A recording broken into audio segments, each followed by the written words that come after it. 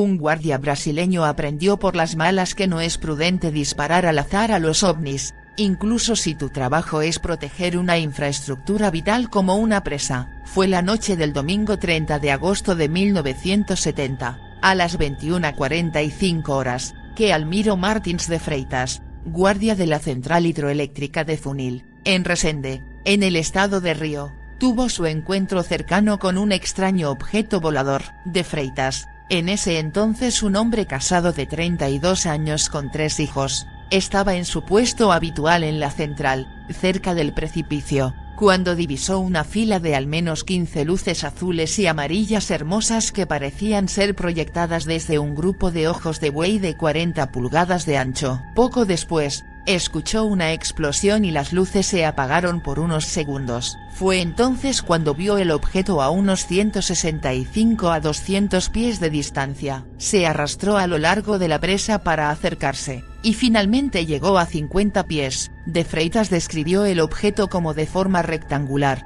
como un ala voladora, cegado por las luces. La primera reacción de Freitas fue huir del objeto desconocido. Pero como este se cernía directamente sobre la presa, se recordó a sí mismo que si se rompía, se perderían 4 pueblos y miles de vidas. Entonces, se acercó, sacó su revólver calibre 38 y disparó a lo VNI. Instantáneamente, las luces del rectángulo se hicieron más brillantes y comenzó a emitir un sonido que le recordó al testigo la turbina de un motor a reacción. Dio unos pasos más hacia adelante y disparó su segundo y luego tercer tiro al objeto. Instantáneamente, un rayo plateado azulado salió disparado del ovni y golpeó su cuerpo, haciéndolo sentir alfileres y agujas por todas partes. De Freitas cerró los ojos momentáneamente, pero cuando los abrió, ya no podía ver. Testigos que corroboran. Otros guardias en la planta de energía también vieron el objeto y comenzaron a correr para ayudarlo,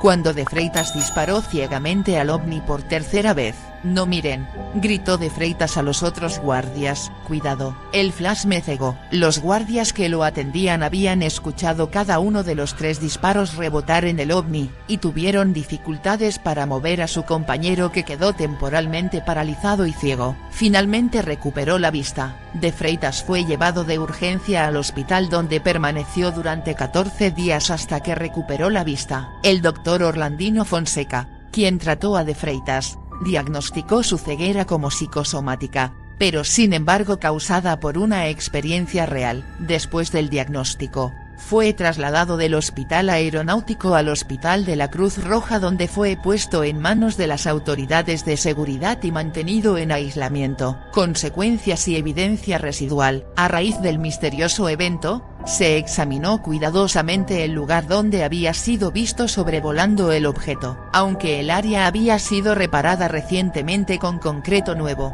unos días después del encuentro cercano, los investigadores descubrieron agujeros inexplicables y que el concreto ahora era polvoriento. Posteriormente, la zona fue acordonada y fuertemente custodiada. El Ministerio de Aeronáutica anunció el 4 de septiembre, 5 días después del incidente, que el caso estaba bajo investigación como resultado de varios reportes similares provenientes de múltiples testigos durante el mismo periodo de tiempo. Sin embargo, nunca se publicó ningún documento formal y oficial. Lo que usted acaba de escuchar aquí se desprende de un informe de 1970 publicado por la Organización de Investigación de Fenómenos Aéreos, un grupo que investigó científicamente los avistamientos de ovnis entre 1952 y 1988.